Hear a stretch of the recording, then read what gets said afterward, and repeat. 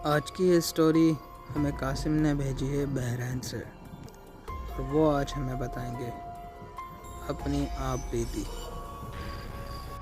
कुछ ऐसे वाक़यात जो दूसरों के लिए होते हैं सिर्फ एक कहानी, लेकिन उनके लिए एक डरावना सच है। तो चलें शुरू करते हैं आज की कहानी आसिफ की ज़बानी। मेरा नाम कासिम है और मैं बहरीन में रहता हूँ। ये जो हैपनिंग हमारे साथ हुई थी ये 2015 में हुई थी, जब हम लोगों ने न्यूली शिफ्ट किया था एक विला में। जिस एरिया में हम लोग शिफ्ट हुए थे उसका नाम मुहर्रक था और काफ़ी गुंजान आबाद इलाका था, बिज़ी था। ये नहीं कि वीराने में हो या सुनसान इलाका हो। तो इस घर को पहले अम्मी अब्बू विज़िट करके आए थे, पसंद आया, डन किया कि हम लोग यहाँ पे शिफ्ट होंगे। तो उसके कुछ दिनों बाद मैं और मेरे दोनों छोटे भाई जो थे हम लोग विज़िट करने गए।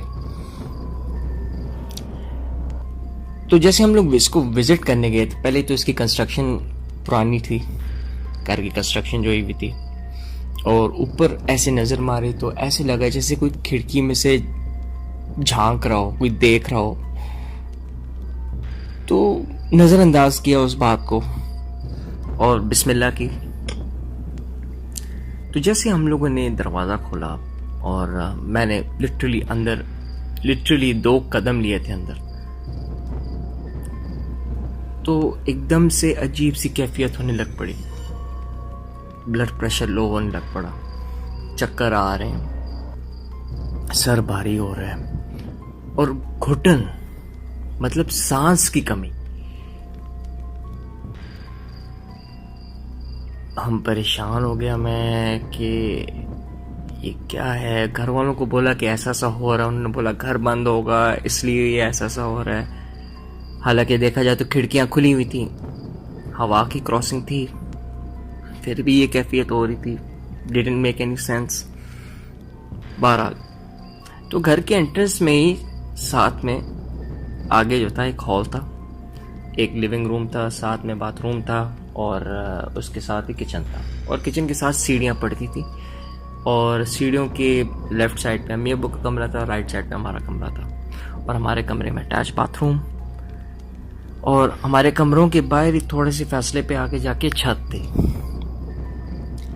तो शुरू के कुछ महीनों में कुछ हैपनिंग्स नहीं हुई, लेकिन एक चीज़ हमेशा होती थी, और वो ये था कि जब भी हम लोग सीढ़ियाँ चढ़ के ऊपर आ रहे होते थे तो हमेशा रोंगटे खड़े हो जाते थे, जिस्म में एकदम से ठंडक आ जाती थी, और ये महसूस होता था कि कोई आपके साथ चल रहा है या कोई आपको अभी दबोच लेगा पीछे से। तो इग्नोर किया शुरू के कुछ महीने, जाने दिया, इसको अपना वहम समझा या ओवर थिंकिंग इसको समझा। तो मुझे एक चीज़ की आदत थी, वो ये था कि लेट नाइट कुकिंग और मूवीज़ देखना टीवी पे। तो ऊपर घर वाले सो रहे होते थे तो मैं नीचे आता था, किचन की लाइट ऑन की, कुकिंग वगैरह की, और लाउंज की लाइट ऑन की, लिविंग रूम की लाइट ऑन की, बाहर हॉल बाकी सारी जगह अंधेरा था। तो मुझे हमेशा एक फीलिंग हुआ करती थी कि जैसे कोई देख रहा हो, कोई झांक रहा हो, या कोई चोरी चोरी छुपे छुपे देख रहा हो। तो मैंने हमेशा उस फीलिंग को इग्नोर किया, बोला नया घर है तो ऐसा अंधेरा है तो इसलिए तुम इमेजिन कर रहे हो, वगैरह वगैरह।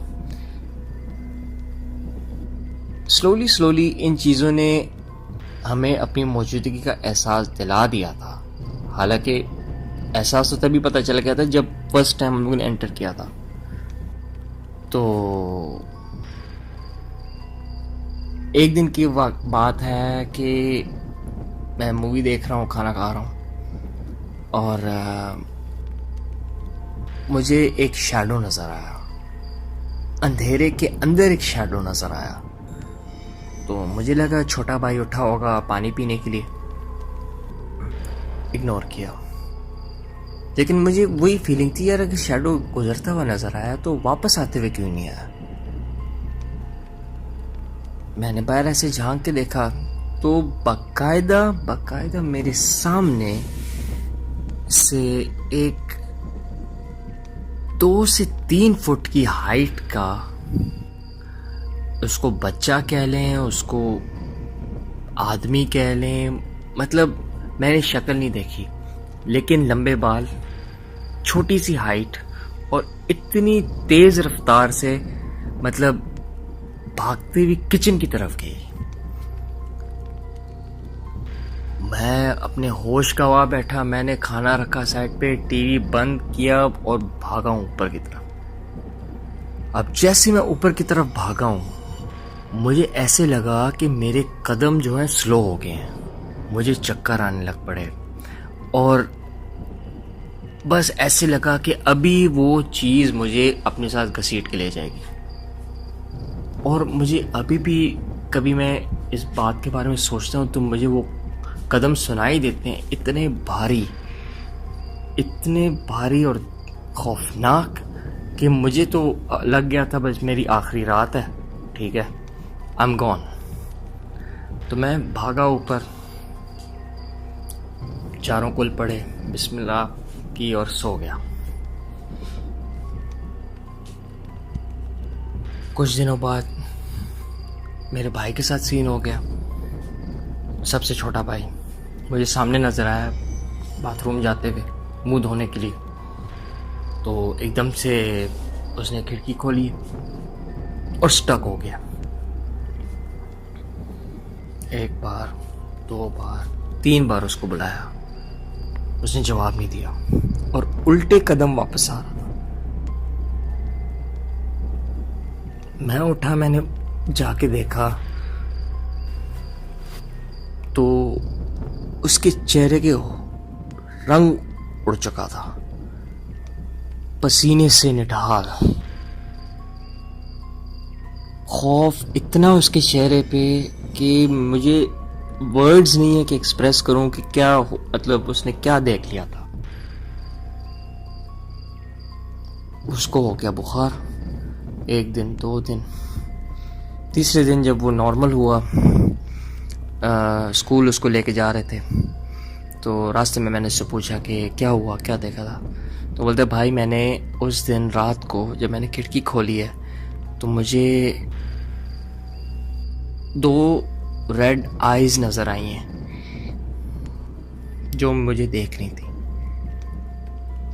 घर वालों से बात की, उन्होंने घर में कुरान वगैरह ये सब लगा दिया,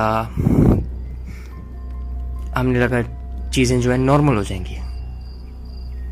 तो कुछ ही दिनों बाद एकदम से रात को मेरा बेड जोर जोर से हिलने लग पड़ा, जैसे जलजला आ गया हो। मुझे लगा शायद इनमें से किसी एक की शरारत होगी। एक की तरफ देखा, वो भी सोया हुआ, दूसरे भाई की तरफ देखा, वो भी सोया हुआ, और बेड मेरा मुसलसल हिली जाए, फिर रुक जाए, फिर हिले, फिर रुक जाए। मैंने चारों कुल पढ़े, आयतुल कुर्सी पढ़ी, सो गया। सेम चीज़ मैंने घर वालों से डिस्कस की तो उन्होंने बोला कि हम लोगों ने ऑलरेडी मौलवी से बात की हुई है, जब वो आएंगे तो देखा जाएगा। तो इसी उम्मीद में हम लोगों ने और कुछ दिन निकाले। ये लाइक मौलवी साहब आएंगे, वो क्लियर करेंगे और everything is gonna be back to normal. तो ऐसा हुआ कि एक दिन मैं छत पे था और हमारे पास लव बर्ड्स हुआ करती थी और मैं उनको ऐसे बाहर रखा हुआ छाँव में, दरवाज़ा खोला हुआ था कि एसी की हवा उनको लगे, और मैं अपना हेडफोन्स लगा के अपना नॉर्मल चिल कर रहा हूँ। तो फर्स्ट टाइम मैं देख रहा था कि एकदम से फड़फड़ाने लग पड़ी, ज़ोर ज़ोर से आवाज़ें निकाल रही हैं, पटक रही हैं, मतलब पिंजरे में। खौफ इतना उनके अंदर, और पता चल रहा है कि खौफ इतना उनको किस चीज़ का आ गया। मुझे लगा शायद कोई बिल्ली विल्ली नज़र आ गई है या कुछ ऐसा सीन है। मैंने आसपास देखा तो कोई नज़र नहीं आई। मैंने सोचा चलो पीछे की तरफ चक्कर मार के आता हूँ छत का, वहाँ पे शायद कोई बिल्ली वगैरह हो। तो मुझे गए हुए 10 सेकंड हुए थे, मैं वापस आया तो बिल्लियों उनकी आवाज़ नहीं थी, बर्ड्स की। मुझे हैरान, मुझे लगा शायद चुप हो गई। तो मैं आके क्या देखता हूँ, इनकी आंखें मेल्ट हो चुकी थी और इनका जो कलर था रेडिश और ग्रीन और येलोइश, वो ब्राउन हो चुका था। उनकी जो चोंच थी जो येलो कलर थी वो ब्लैक हो चुकी थी, दोनों। कुछ समझ नहीं आया। ये वाकया अगर मैं घर वालों को बताता तो उनको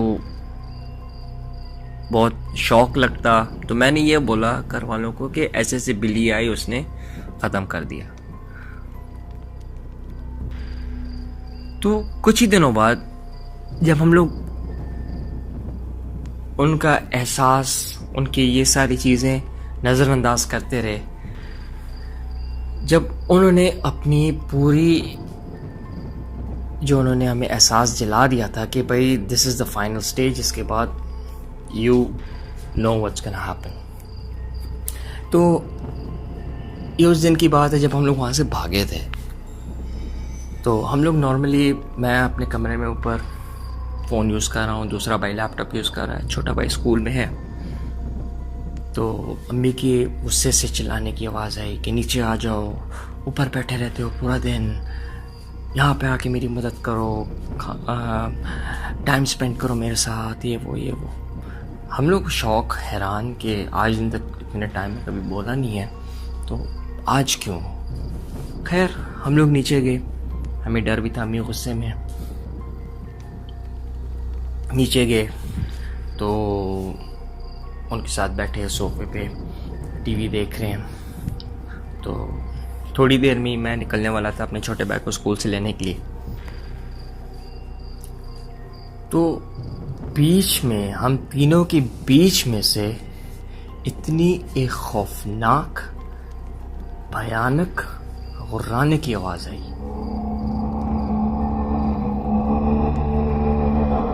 वो इतनी भयानक थी कि हम तीनों शॉक हो गए थे, एक दूसरे की शक्लें देख रहे हैं कि ये था क्या। आपने सुना, तुमने सुना, हाँ मैंने सुना, आपने सुना, हाँ मैंने सुना। हम लोगों से रहा नहीं गया। हम लोगों ने जैसे वैसे अपना सामान लिया और हम लोग मेन एंट्रेंस की तरफ भागे। और जब हम लोग मेन एंट्रेंस की तरफ भागे हैं तो हमें बाकायदा अंदर से दरवाजे खुलने और बंद होने की ज़ोर ज़ोर से आवाज़ें आई। तो हम लोग गए हैं स्कूल के बाहर, जिस छोटे भाई को पकड़ा है, और हम लोग पुराने घर की तरफ आए। तो रास्ते में अम्मी ने हमें बताया कि भाई मैं इसलिए तुम लोगों को चीख के नीचे बुला रही थी क्योंकि मुझे मुसलसल लग रहा था कि मेरे आसपास कोई भाग रहा है, दौड़ रहा है, ठीक है, जैसे छोटे बच्चे मस्तियाँ करते हैं। मेरे दुपट्टा 2 बार खींचा है, ठीक है। मैं घबरा के तुम लोगों को बुलाया है नीचे। तो ये हमारे साथ हैपनिंग हुई थी। और मज़े की बात यह है कि वो घर अभी तक वैसा का वैसा ही है। आसपास की बिल्डिंग्स, लोग आ रहे हैं जा रहे हैं, लेकिन वो घर अभी तक वैसा का वैसा ही है।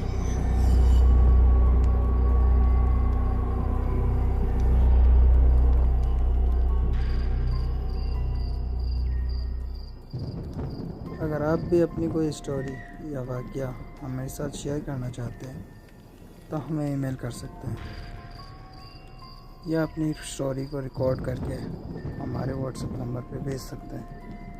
व्हाट्सएप नंबर और ईमेल एड्रेस डिस्क्रिप्शन में दिया गया है। हमारे न्यू लिसनर्स को अगर वीडियो पसंद आई हो तो चैनल को सब्सक्राइब और वीडियो को लाइक ज़रूर करना। और ऐसे ही हॉरर स्टोरीज सुनने के लिए बेल आइकन प्रेस कर दें ताकि मैं जब भी नई वीडियो अपलोड करूं तो आपको उसका नोटिफिकेशन मिल जाए।